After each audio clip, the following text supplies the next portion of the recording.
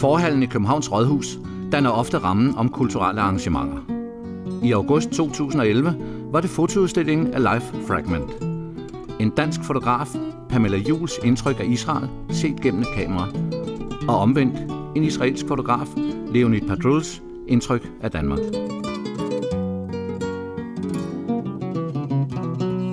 Københavns kulturborgmester Pia Allerslev fortæller her om det kulturelle samarbejde i forbindelse med udstillingen. Hun er i øvrigt selv lige hjemvendt fra en rejse til Israel. Jeg var i Tel Aviv. Jeg havde desværre kun lige et par dage, hvor jeg blev vist rundt og mødte så mange spændende mennesker og fik set spændende teaterforestillinger og fik oplevet så meget spændende og interessant kultur. Så jeg var helt bjergtaget af alt, hvad jeg oplevede. Det var en meget, meget fin tur. Den israelske ambassadør nævnte i sin tale, at Tel Aviv af Lonely Planet var kåret som den tredje mest spændende by i verden. Det forstår jeg godt. Det er en spændende by, og den er en smeltedigel af mange forskellige ting, samtidig med, at de har et kulturudbud, som selvom jeg synes, København er meget godt med, så tror jeg, at vi må halse lidt bagefter for at nå op til på samme niveau som dem. Det er en meget, meget spændende by, og generelt jo et meget, meget spændende land.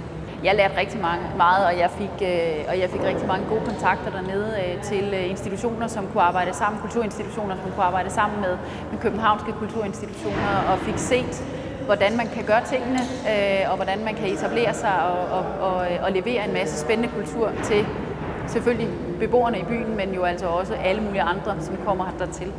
Og jeg synes, det er spændende, den her måde, at vi får oplevet, hvordan en turist eller en, som ikke bor i København til hverdag, hvad det er for nogle ting, han har fremhævet, hvad det er for nogle ting, han har lagt vægt på.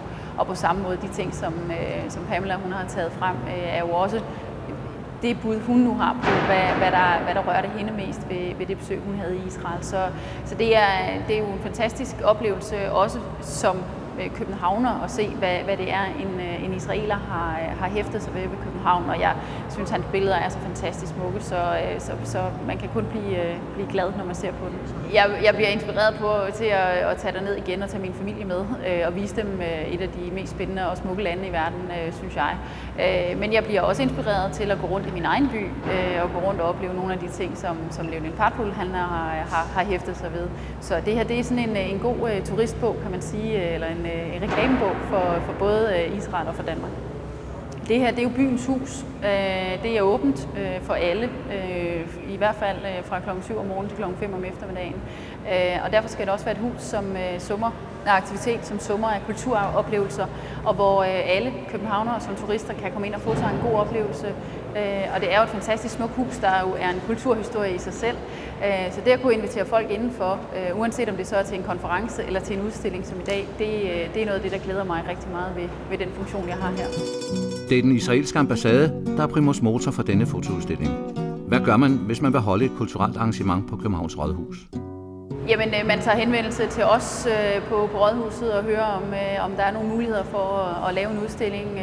Og vi siger jo ja til rigtig, rigtig meget, men vi siger jo heldigvis eller desværre også nej til rigtig meget, fordi der er simpelthen ikke dage nok i året til, at vi kan have alle inde, som gerne vil være her. Men vi prøver at variere det, vi prøver at give så mange forskellige oplevelser til folk, der kommer ind på vores rådhus som muligt. Og det her, det er jo så bare en af de rigtig gode.